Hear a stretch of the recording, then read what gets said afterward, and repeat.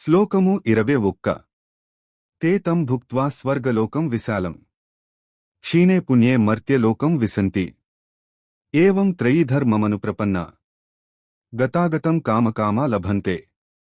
కృష్ణుడు ఇప్పుడు స్వర్గసుఖం నిజ స్వభావాన్ని చెబుతున్నాడు.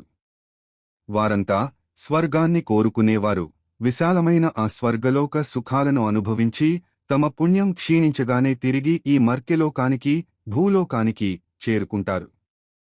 ఈ విధంగా కేవలం కోరికల వెంటే పడుతూ వేదాలలో చెప్పబడిన సకామ కర్మలను ఫలాపేక్షతో చేసే పనులు ఆచరించేవారు కేవలం జనన మరణాల చక్రాన్నే రాకపోకలనే పొందుతారు తప్ప మోక్షాన్ని పొందలేరు.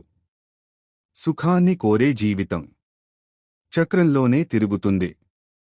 ముక్తిని కోరే జీవితం చక్రం నుంచి బయటపడుతుంది.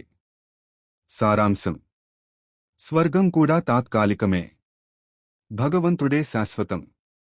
శ్లోకము 22 అనన్యాశ్చింతయంతో మాం ये जनाः पर्युपासते तेषां నిత్యాభియుక్తానాం యోగక్షేమం వహామ్యహం.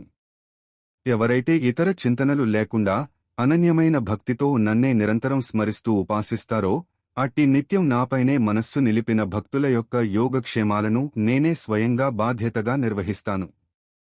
యోగక్షేమం అంటే ఏమిటి? శ్రీకృష్ణుడు ఇక్కడ రెండు మాటలు వాడారు. యోగము మనకు లేని దానిని ప్రసాదించడం, మనం పొందని దానిని పొందడం. క్షేమము మనకు ఉన్న దానిని కాపాడటం, రక్షించడం. అంటే తనను నమ్ముకున్న భక్తుడికి కావలసిన అవసరాలను తీర్చడం మాత్రమే కాదు, ఉన్న దానిని రక్షించే బాధ్యత కూడా భగవంతుడే తీసుకుంటాడు. విశేషం: దీనికి ముందు శ్లోకంలో మీరు అడిగిన తే తం భుక్త్వా కోరికలతో పూజించేవారు స్వర్గానికి వెళ్లి మళ్లీ భూమికి వస్తారని చెప్పారు.